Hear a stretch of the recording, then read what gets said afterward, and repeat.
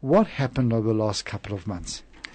Avi, as you mentioned, the last year for investors has been very disappointing. Both locally and globally, we've seen negative returns.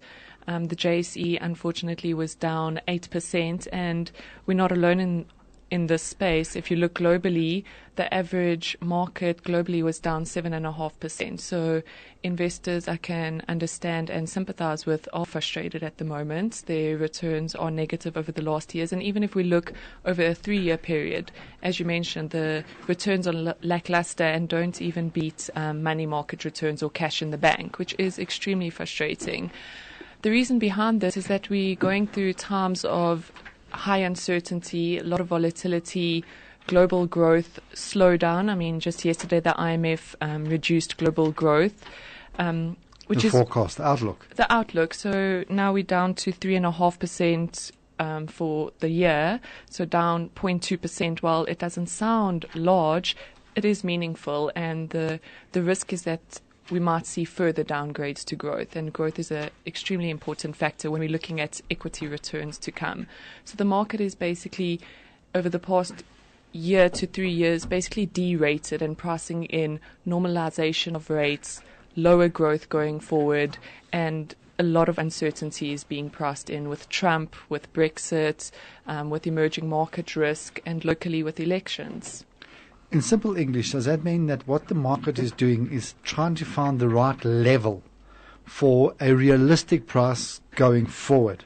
So in a way, it's a subtle change of what happened very dramatically in 2008 and 2009, where the market all of a sudden had to recast itself to a realistic level.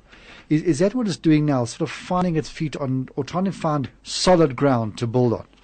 Exactly that. And I mean, there were periods where you had markets run quite hard, and I think as the facts set in and markets, like you say, correct for actually the times ahead. So we've had a huge correction, and we have had major deratings in markets, whereby now we believe it's actually provided quite a few opportunities going ahead. So while I can understand the frustration of investors, our philosophy and belief is that we're forward-looking, so we're obviously looking for returns ahead. And while a lot of investors want to now disinvest, we actually argue the complete opposite, that now is the time to be invested, because you have markets that are on very attractive multiples and dividend yields, and that's the best.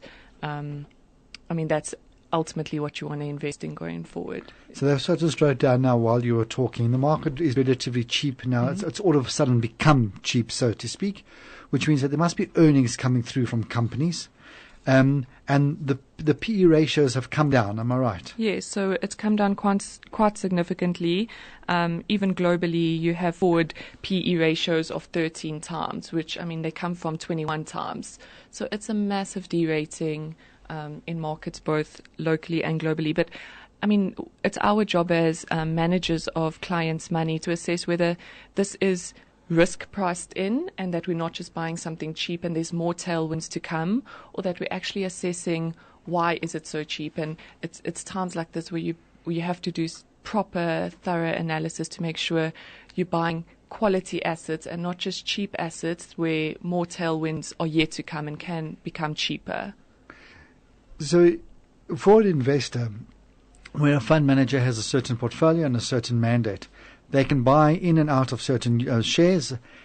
Now's an opportunity to almost recalibrate that bundle of shares that they're holding and look for opportunity. So that doesn't mean they're going to flick a switch and all of a sudden the returns will come through, but it's an opportunity to sort of recalibrate and buy the correct units that are poised to deliver returns going forward.